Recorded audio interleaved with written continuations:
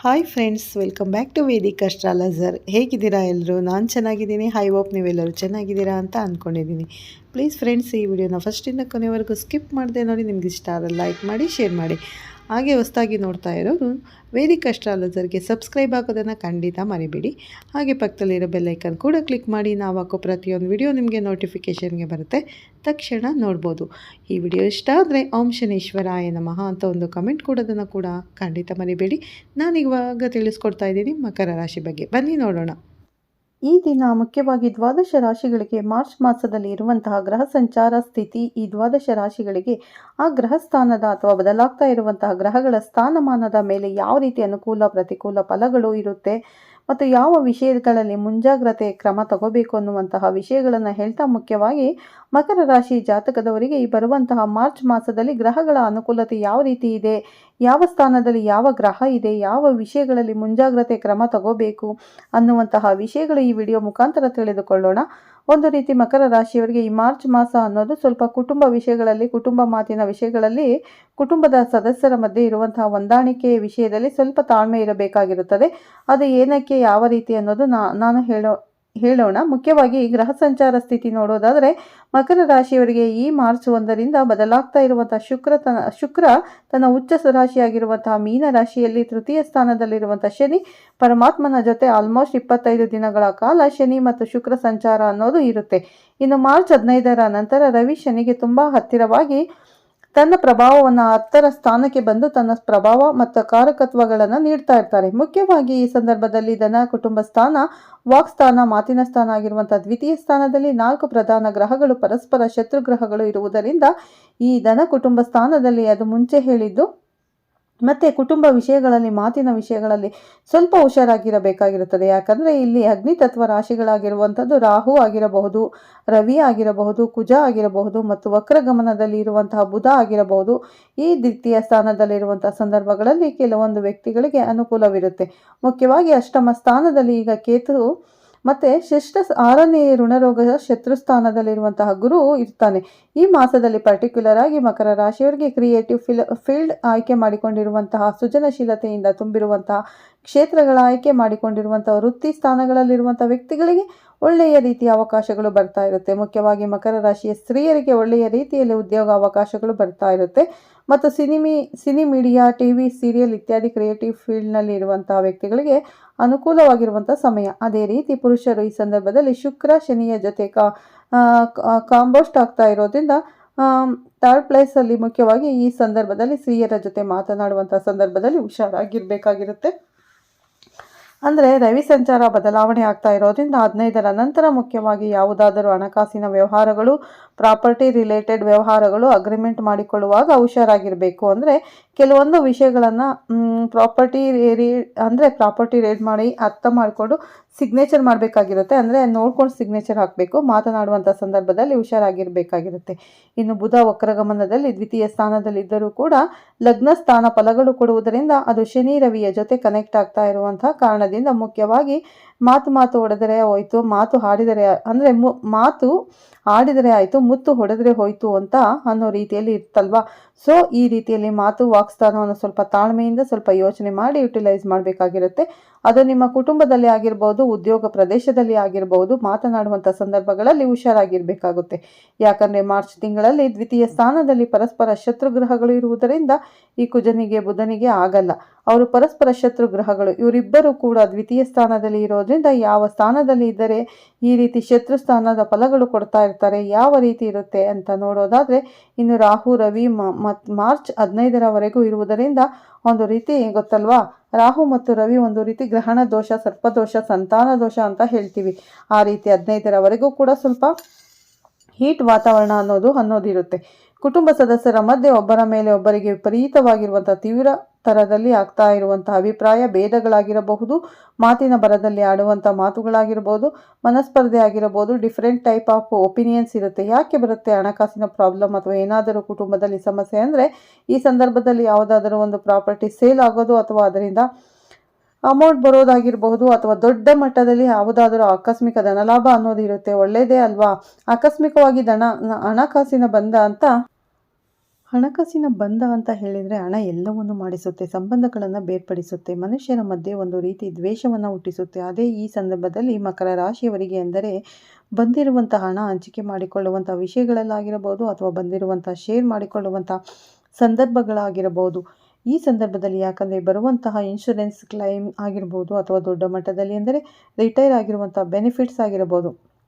ನಿಮ್ಮ ನೀವು ಕಷ್ಟಪಟ್ಟು ದುಡಿದಿರುವಂಥದ್ದು ನಿಮಗೆ ಅಥಾರಿಟಿ ಇರುತ್ತೆ. ಯಾಕಂದರೆ ಈ ಬರುವಂಥ ಅಮೌಂಟ್ ಮೇಲೆ ಅಥಾರಿಟಿ ಇರುತ್ತೆ. ಕೆಲವೊಂದು ವ್ಯಕ್ತಿಗಳು ಮೇಲೆ ಸ್ವಲ್ಪ ಜೋರು ಮಾಡುವಂಥ ವ್ಯಕ್ತಿ ಇರುತ್ತೆ. ನಿನಗೆ ಇಷ್ಟೇ ಕೊಡೋದು ಅನ್ನುವಂಥ ಹೇಳೋದು ಇರುತ್ತೆ. ಯಾಕಂದರೆ ಕಷ್ಟಪಟ್ಟಿರೋದು ನೀವು ತಾನೇ.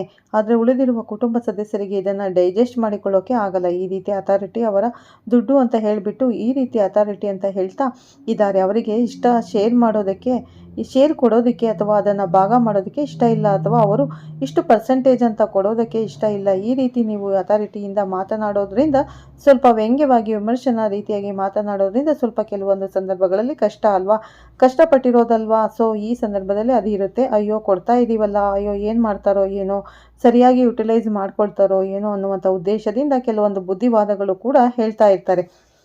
ಬಟ್ ಬುದ್ಧಿವಾದಗಳು ಹೇಳುವಂಥ ವಿಷಯದಲ್ಲೇ ಸ್ವಲ್ಪ ಶಾಂತವಾಗಿ ಮಾತಾಡಿ, ವ್ಯಂಗ್ಯವಾಗಿ ಮಾತಾಡೋದು, ಕೋಪ ತರಿಸುವಂಥ ಮಾತಾಡೋದು, ದೂಷಿಸುವ ಸ್ವಭಾವದಲ್ಲಿ ಮಾತನಾಡಿದರೆ ಇದಕ್ಕೋಸ್ಕರ, ಈ ಸಮಯಕ್ಕೋಸ್ಕರ, ಈ ಸಂದರ್ಭಕ್ಕೋಸ್ಕರ ಕಾಯ್ತಾ ಇರುವಂಥ ಇತರ ಕುಟುಂಬ ಸದಸ್ಯರು ನಿಮ್ಮ ಜೊತೆ ವಾಗ್ವಾದಗಳಿಗೆ, ಮಾತಿನ ಬರದಲ್ಲಿ ಈ ರೀತಿ ಮನಸ್ಪರ್ಧೆಗಳಿಗೆ, ಮಿಸ್ಅಂಡರ್ಸ್ಟ್ಯಾಂಡಿಂಗ್ಗೆ, ಜಗಳಗಳಿಗೆ, ಘರ್ಷಣೆಗಳಿಗೆ ಈ ರೀತಿ ಕೆಲವೊಂದು ವಿಷಯಗಳು ನಡೆಯುವುದಕ್ಕೆ ಚಾನ್ಸಸ್ ಇದೆ. ಪರ್ಟಿಕ್ಯುಲರ್ ಆಗಿ ಮಾರ್ಚ್ ಮಾಸದಲ್ಲಿ. ಅದರಿಂದ ಮಾತುಗಳನ್ನು ಆಯ್ಕೆ ಮಾಡಿಕೊಂಡು ಮಾತಾಡೋದು. ಯಾವ ರೀತಿ ಇದ್ರೂ ನೀವು ಅವರಿಗೆ ಬರಬೇಕಾ, ಸೇರಬೇಕಾಗಿರೋದು ಕೊಡಲೇಬೇಕಾ, ಅವರಿಗೆ ಏನು ಬರುತ್ತೋ ಅದನ್ನು ನೀಡಲೇಬೇಕಾ. ಬಟ್ ಯಾಕೆ ಸಂದರ್ಭದಲ್ಲಿ ಮುರ್ಕೊಳ್ಳೋದು, ಯಾಕೆ ಸಂದರ್ಭದಲ್ಲಿ ಬಿರುಕುಗಳನ್ನು ತೆಗೆದುಕೊಳ್ಳೋದು, ಯಾಕೆ ಇದರ ಜೊತೆಗೆ ಮೂರನೇ ವ್ಯಕ್ತಿ, ಅವರಿಗೆ ಸಂಬಂಧನೇ ಇರಲ್ಲ. ಮೂರನೇ ವ್ಯಕ್ತಿ ಕಡೆಯಿಂದ ಇರುವಂಥ ವ್ಯಕ್ತಿ ನಿಮ್ಮ ಕುಟುಂಬದಲ್ಲಿ ನಡೀತಾ ಇರುವಂಥ ವಿಷಯಗಳನ್ನು, ಇದನ್ನು ಅಡ್ವಾಂಟೇಜ್ ತಗೊಂಡು ಒಂದು ಸಪ್ರೇಟ್ ಗ್ರೂಪ್ಗೆ ಅದನ್ನು ಸಪೋರ್ಟ್ ಮಾಡ್ತಾ, ಈ ಒಂದು ಪರ್ಟಿಕ್ಯುಲರ್ ಒಂದು ಗ್ರೂಪ್ ಆಫ್ ಪೀಪಲ್ಗೆ ಸಪೋರ್ಟ್ ಮಾಡ್ತಾ ನಿಮ್ಮ ಜೊತೆಗೆ ವಾದ ವಿವಾದಗಳಿಗೆ ಎಳೆಯುವಂಥ ಸಾಧ್ಯತೆ ಇರುತ್ತೆ. ನೀವು ಮತ್ತೆ ಅತಿರೇಕಕ್ಕೆ ಹೋಗಿ ಇದು ನಮ್ಮ ಫ್ಯಾಮಿಲಿ ವಿಷಯ, ನೀವು ಯಾರು ಮಧ್ಯದಲ್ಲಿ ಇನ್ವಾಲ್ವ್ ಮಾಡೋಕ್ಕೆ, ಒಂದು ರೀತಿ ಅಂದರೆ ಮನೆಯಲ್ಲಿ ನಡೀತಾ ಇರುವಂಥ ವಿಷಯಗಳು ಬೀದಿಗೆ ಬರುವಂಥದ್ದು, ಅಥವಾ ನಾಲ್ಕು ಗೋಡೆಗಳ ಮಧ್ಯೆ ಇರುವಂಥ ವಿಷಯಗಳು ಸಮಾಜಕ್ಕೆ ತಿಳಿಯುವಂಥ ವಿಷಯಗಳು ನಡೆಯೋದಕ್ಕೆ ತುಂಬ ಚಾನ್ಸಸ್ ಇರೋದ್ರಿಂದ ಇವೆಲ್ಲವೂ ನಡೆಯೋದು. ಎಲ್ಲನೂ ಕೂಡ ವಾಕ್ಸ್ಥಾನ, ಮಾತಿನ ಬಗ್ಗೆ ಗಮನವಿರಲಿ ಸ್ನೇಹಿತರೆ, ತಾಳ್ಮೆ ಇರಲಿ. ಅದು ಒಂದೊಂದು ಸಾರಿ ಏನಾಗುತ್ತೆ ಅಂದರೆ ಇದೇ ಸಂದರ್ಭಕ್ಕೋಸ್ಕರ ಕಾಯ್ತಾ ಇರುವಂಥ ವ್ಯಕ್ತಿಗಳು ಸರಿ ಬೇಡ, ಇಲ್ಲಿರೋದು ಬೇಡ, ನೀವು ಇಲ್ಲಿ ನಾವೇನಾದರೂ ಇರ್ತೀವಿ ಅಂತ ಕುಟುಂಬದಿಂದ ಅಂದರೆ ಇಲ್ಲಿ ಏನಾಯಿತು, ಒಂದು ಸಣ್ಣ ವಿಷಯ, ಯಾವುದೋ ಒಂದು ರೀತಿ ಅಥಾರಿಟಿಯಿಂದ ಮಾತಾಡಿರುವಂಥ ವಿಷಯವನ್ನು ಇಟ್ಕೊಂಡು ದೊಡ್ಡ ಮಟ್ಟದಲ್ಲಿ ಕುಟುಂಬದಲ್ಲಿ ಬಿರುಕುಗಳನ್ನು ಮೂಡಿಸಿ ಒಡೆದು ಹೋಗುವಂಥ ಸಾಧ್ಯತೆಗಳು ಇರುವ ಕಾರಣದಿಂದ ಅದೆಲ್ಲ ನಡೆಯೋದು ಬಿಕಾಸ್ ಆಫ್ ವಾಕ್ ಸ್ಥಾನದಿಂದ. ಅದರಿಂದ ಮಾತಿನ ಬಗ್ಗೆ ಗಮನ ಇರಲಿ. ಇನ್ನು ಈ ಸಂದರ್ಭದಲ್ಲಿ ಮೂರನೇ ವ್ಯಕ್ತಿ ಆಗಮನ ಆಗಿರ್ಬೋದು, ಮೂರನೇ ವ್ಯಕ್ತಿ ಇನ್ವಾಲ್ವ್ಮೆಂಟ್ ಅದು ಅಷ್ಟು ಜಾಸ್ತಿ ಚಾನ್ಸ್ ಕೊಡೋಕ್ಕೆ ಹೋಗಬೇಡಿ. ಯಾಕಂದರೆ ಈ ಸಂದರ್ಭದಲ್ಲಿ ನಿಮ್ಮ ವಿಷಯಗಳನ್ನು ನಿಮಗೆ ಪರಿಷ್ಕಾರ ಮಾಡೋದು ಅಥವಾ ವಿಷಯಗಳನ್ನು ಸೆಟಲ್ ಮಾಡೋದು, ಸಾಲ್ಟ್ ಮಾಡೋದು ನಿಮಗೆ ಚೆನ್ನಾಗಿ ಗೊತ್ತಿರೋದ್ರಿಂದ, so please don't give them space. ಯಾರಾದರೂ ಮಧ್ಯದಲ್ಲಿ ಬಂದ್ರೂ ಕೂಡ ಈ ವಿಷಯ ಅವರ ಮುಖಾಂತರ ಚರ್ಚೆ ಮಾಡಲಿಕ್ಕೆ ಹೋಗಬೇಡಿ. ಆದ್ದರಿಂದ ತಾಳ್ಮೆ ಬೇಕಾಗಿರುತ್ತೆ, ಮಾತಿನ ಬಗ್ಗೆ ಗಮನ ಇರಬೇಕಾಗುತ್ತೆ. ಇನ್ನು ಇದೇ ಸಂದರ್ಭದಲ್ಲಿ ನಿಮ್ಮ ಕುಟುಂಬದಲ್ಲಿ ಇರುವಂಥ ಒಬ್ಬ ವ್ಯಕ್ತಿ ಅದನ್ನು ಹಿರಿಯರಿಗೆ ಆಗಿರ್ಬೋದು, ಆಗಿರ್ಬೋದು ವ್ಯಕ್ತಿಗೆ ಆರೋಗ್ಯ ಸಮಸ್ಯೆಗಳು ಉಂಟಾಗದಿರಬಹುದು, ಅಥವಾ ಯಾರಾದರೂ ಒಬ್ಬ ವ್ಯಕ್ತಿಗೆ ಹಣಕಾಸಿನ ಸಮಸ್ಯೆಗಳು ಉಂಟಾಗುವುದಾಗಿರಬಹುದು. ಈ ಸಂದರ್ಭದಲ್ಲಿ ಯಾರಿಗೆ ನಮ್ಗೆ ಯಾಕೆ, ನಾವು ಏಕೆ ನೋಡ್ಕೋಬೇಕು, ಈ ಎಲ್ಲ ವಿಷಯಗಳಲ್ಲಿ ನಡೀತಾ ಇದೆ ಅಲ್ವಾ ಅನ್ನುವಂಥದ್ದು ವಿಷಯಗಳಲ್ಲಿ ಒಬ್ಬೊಬ್ಬರು ಒಂದೊಂದು ರೀತಿ ಅವರ ಕೆಲಸಗಳಲ್ಲಿ ಅವರು ಬ್ಯುಸಿಯಾಗಿ ಆ ವ್ಯಕ್ತಿಗೆ ಸಹಾಯ ಮಾಡದೆ ಕೊನೆಗೆ ನಿಮಗೆ ಆ ಜವಾಬ್ದಾರಿ ಬರುವಂಥ ಸಾಧ್ಯತೆ ಇರುತ್ತೆ. ಸೊ ಈ ರೀತಿ ನಿಮ್ಮ ಕುಟುಂಬ ಸದಸ್ಯರ ವರ್ತನೆ, ಅವರ ಕೇರಿಂಗ್ ಅಂದರೆ ಒಟ್ಟಾಗಿ ಈ ಸಂದರ್ಭದಲ್ಲಿ ಇಷ್ಟು ದಿನಗಳೆಲ್ಲ ಮುಖ್ಯ. ಈಗ ಹಣಕಾಸು ಬಂದಾಗ ಅಥವಾ ಕೆಲವೊಂದು ಕೋಪದಲ್ಲಿ ಏನಾದರೂ ಮಾತನಾಡಿದಾಗ ಯಾರು ಅರ್ಥ ಮಾಡ್ಕೊಳ್ತಾರೆ, ಯಾರ ಮುಖವಾಡ ಯಾವ ರೀತಿ ಇರುತ್ತೆ, ಯಾರು ನಮ್ಮವರು, ಕಷ್ಟ ಅಂತ ಬಂದರೆ ಯಾರು ಕೈ ಹಿಡಿತಾರೆ ಅನ್ನುವಂತಹ ಕೆಲವೊಂದು ಕಹಿ ಸತ್ಯ ಅಂತ ಹೇಳ್ತೀನಿ ನಾನು. ಯಾಕಂದರೆ ಇದು ಒರಿಜಿನಲ್ ಆಗಿ ಸತ್ಯ ಅಲ್ಲ, ಇದು ಕಹಿ ಸತ್ಯವನ್ನು ಅರ್ಥ ಮಾಡಿಕೊಳ್ಳುವಂಥ ಸಮಯ. ಮಕರ ರಾಶಿ ಜಾತಕದವರಿಗೆ ಈ ಸಂದರ್ಭದಲ್ಲಿ ಮತ್ತೆ ನಿಜವಾದ ಮುಖವಾಡಗಳು ಅನ್ನೋದು ಹೊರಗಡೆ ಬರುತ್ತೆ. ಈ ಸಂದರ್ಭದಲ್ಲಿ ಇಷ್ಟು ದಿನಗಳ ಕಾಲ ನಿಮಗೆ ಕೊಟ್ಟಿರುವಂಥ ಮರ್ಯಾದೆ, ನಿಮ್ಮಿಂದ ಏನು they are exciting something from you ಅನ್ನುವಂತಹ ವಿಷಯಗಳು, ಅಥವಾ ನಿಜವಾಗ್ಲೂ ನಿಮ್ಮ ಮೇಲೆ ಅಭಿಮಾನ ಗೌರವ ಇದೆಯಾ ಅನ್ನೋದು ಸಂದರ್ಭದಲ್ಲಿ ಬಳಕೆಗೆ ಬರೋದಕ್ಕೆ ನಿಮಗೆ ಗೊತ್ತಾಗುತ್ತೆ, ಅನುಕೂಲ ಇರುತ್ತೆ. ಅಷ್ಟು ವಿಷಯಗಳಲ್ಲಿ ಏನಾದರೂ ಮತ್ತೆ ಒಳ್ಳೆಯದಾಗ್ತಾ ಇದೆ ಅಂದರೆ ಅದು ದಶಮ ಪಂಚಾಧಿಪತಿಯಾಗಿರುವಂಥ ಶುಕ್ರ ಉಚ್ಚ ಸ್ಥಾನವಾಗಿರುವಂಥ ಮೀನರಾಶಿಗೆ ಸರಿ ಹೋಗ್ತಾ ಇರೋದ್ರಿಂದ ಈ ಸಂದರ್ಭಗಳಲ್ಲಿ ಅಂದರೆ ಯಾಕೆ ಕುಟುಂಬ ಈ ರೀತಿ ವರ್ತನೆ ಮಾಡ್ತಾ ಇದ್ದಾರೆ. ಬುಧ ವಕ್ರನಾಗಿ ಉದ್ಯೋಗದಲ್ಲಿ ಸಮಸ್ಯೆಗಳು, ಅಲ್ಲಿ ಮಾತು ಅಲ್ಲಿ ಇರುವಂಥ ಫ್ರಸ್ಟ್ರೇಷನ್, ಕುಟುಂಬದಲ್ಲಿರುವಂಥ ಫ್ರಸ್ಟ್ರೇಷನ್, ವೃತ್ತಿ ಉದ್ಯೋಗ ಸ್ಥಾನದಲ್ಲಿ ಮತ್ತೆ ನನಗೆ ಸಾಂತ್ವನ ನೀಡೋದು ಯಾರು, ಅದನ್ನೇ ನಾನು ಹೇಳೋಕ್ಕೆ ಇಷ್ಟಪಡ್ತೀನಿ. ಪಂಚಮಾಧಿಪತಿಯಾಗಿರುವಂಥ ಶುಕ್ರ ಶನಿ ಜೊತೆ ಇರೋದ್ರಿಂದ ಉಚ್ಚ ಸ್ಥಾನಕ್ಕೆ ಹೋಗೋದ್ರಿಂದ ಈ ಸಂದರ್ಭದಲ್ಲಿ ನಿಮ್ಮನ್ನು ಸರಿಯಾಗಿ ಅರ್ಥ ಮಾಡಿಕೊಂಡಿರುವಂಥ ನಿಮ್ಮ ಕುಟುಂಬದಲ್ಲಿ ಇರುವ ಸ್ತ್ರೀ ಅಥವಾ ಜೀವನ ಸಂಗಾತಿ ಆಗಿರಬಹುದು, ನಿಮ್ಮ ಸಹೋದರಿ ಆಗಿರಬಹುದು, ಅಥವಾ ನಿಮ್ಮನ್ನು ವಿಪರೀತವಾಗಿ ಅಭಿಮಾನಿಸುವಂಥ ನಿಮ್ಮ ಸ್ತ್ರೀ ಆಗಿರಬಹುದು, ನಿಮ್ಮ ಆಪ್ತ ಸ್ನೇಹಿತೆ ಆಗಿರಬಹುದು, ನಿಮ್ಮ ಕೆಲಸ ಮಾಡ್ತಾ ಇರುವಂಥ ಸಂದರ್ಭದಲ್ಲಿ ನಿಮ್ಮ ಸಹೋದ್ಯೋಗಿ ಆಗಿರ್ಬೋದು ಅಥವಾ ನಿಮ್ಮ ಮೇಲಧಿಕಾರಿ ಆಗಿರ್ಬೋದು. ಅಯ್ಯೋ, ಎಷ್ಟು ಒಳ್ಳೆಯ ವ್ಯಕ್ತಿಗಳು, ಈ ರೀತಿ ಸಮಸ್ಯೆಗಳಿದೆಯಾ ಮನೆಯಲ್ಲಿ, ನಾನು ಅದನ್ನು ಬಗೆಹರಿಸ್ತೀನಿ, ನಾನು ಅವರ ಹತ್ರ ಮಾತಾಡ್ತೇನೆ ಈ ವಿಷಯಗಳನ್ನು, ಅದರ ಬಗ್ಗೆ ಚಿಂತೆ ಮಾಡಬೇಡಿ. ಅವರಿಗೆ ಹೇಳುವಂಥ ಕೆಲವೊಂದು ಸಹಕಾರದಿಂದ, ಸಜೆಷನ್ಸಿಂದ, ನಿಮಗೆ ನೀಡುವಂಥ ಕೆಲವೊಂದು ವಿಷಯಗಳ ಮುಖಾಂತರ, ಹೆಲ್ಪ್ ಮಾಡುವಂಥ ಮುಖಾಂತರ ಈ ರೀತಿ ಕೆಲವೊಂದು ಸಮಸ್ಯೆಗಳಿಂದ ಹೊರಗಡೆ ಬರಬಹುದು. ಹೊಸ ವ್ಯಕ್ತಿ, ಅಧಿಕಾರ ಸ್ಥಾನದಲ್ಲಿರುವಂಥ ವ್ಯಕ್ತಿ, ಯಾಕೆ ನಿಮಗೆ ಈ ರೀತಿ ಇಷ್ಟು ಒಳ್ಳೆ ಕುಟುಂಬ, ಈ ಚಿಕ್ಕ ವಿಷಯಕ್ಕೆ ಈ ರೀತಿ ಮಾಡ್ತಾ ಇರ್ತಾರ, ನಾನು ಮಾತಾಡ್ತೀನಿ ಅವ್ರ ಜೊತೆ ಅಂತ ಉನ್ನತ ಹುದ್ದೆಯಲ್ಲಿ ಇರುವಂಥ ಒಬ್ಬ ಸ್ತ್ರೀ ಸಹಾಯದಿಂದ ಇಷ್ಟು ದೊಡ್ಡ ಮಟ್ಟದಲ್ಲಿ ಆಗ್ತಾ ಇರುವಂಥ ಸಮಸ್ಯೆ ಪರಿಷ್ಕಾರ ಆಗುವುದಕ್ಕೆ ಸ್ತ್ರೀಯ ಮುಖಾಂತರ ಇನ್ನು ಈ ಸಂದರ್ಭದಲ್ಲಿ ಕುಟುಂಬ ಈ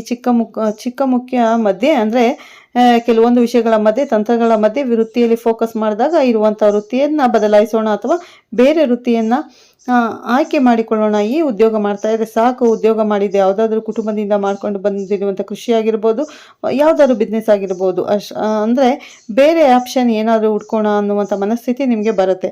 ಈ ಸ್ತ್ರೀಯಿಂದ ತುಂಬಾ ಹೆಲ್ಪ್ ಆಗುತ್ತೆ ಸ್ನೇಹಿತರೆ. ಹಾಗಾಗಿ ಈ ಸ್ತ್ರೀನ ನೀವು ಕಳ್ಕೊಳ್ಳೋದಕ್ಕೆ ಹೋಗಬೇಡಿ ಮಕರ ರಾಶಿಯವರು. ನಿಮ್ಮ ಈಗ ಮಾರ್ಚ್ ತಿಂಗಳಲ್ಲಿ ಈ ಸ್ತ್ರೀಯ ಆಗಮನ ಆಗುತ್ತೆ. ಖಂಡಿತ ನಿಮಗೆ ಒಳ್ಳೆ ಫಲಗಳೇ ಸಿಗುತ್ತೆ ಈ ಸ್ತ್ರೀಯಿಂದ ಅಂತ ಹೇಳ್ತಾ ಈ ವಿಡಿಯೋನ ಇಲ್ಲೇ ಎಂಡ್ ಮಾಡ್ತೀನಿ. ಮತ್ತೆ ಸಿಗ್ತೀನಿ ನಿಮಗೆ ಉತ್ತಮ ರಾಶಿ ಭವಿಷ್ಯದೊಂದಿಗೆ ಸ್ನೇಹಿತರೆ. ಅಲ್ಲಿವರೆಗೂ ತಮ್ಮೆಲ್ಲರಿಗೂ ಧನ್ಯವಾದಗಳು. ಮತ್ತು ಹೊಸದಾಗಿ ನೋಡೋರು ಫಸ್ಟು ನಮ್ಮ ಚಾನಲ್ಗೆ ಸಬ್ಸ್ಕ್ರೈಬ್ ಮಾಡ್ಕೊಳ್ಳಿ, ಪಕ್ಕದಲ್ಲಿರೋ ಬೆಲ್ ಐಕನನ್ನು ಕ್ಲಿಕ್ ಮಾಡಿ. ನಾನು ಹಾಕೋ ಪ್ರತಿಯೊಂದು ವಿಡಿಯೋ ನೋಟಿಫಿಕೇಷನ್ಗೆ ಬರುತ್ತೆ, ತಕ್ಷಣ ನೋಡ್ಬೋದು ಸ್ನೇಹಿತರೆ. ಮತ್ತೆ ಸಿಗ್ತೀನಿ. ಎಲ್ಲರಿಗೂ ಧನ್ಯವಾದಗಳು. ಎಲ್ಲರಿಗೂ ಒಳ್ಳೆಯದಾಗಲಿ ಸ್ನೇಹಿತರೆ.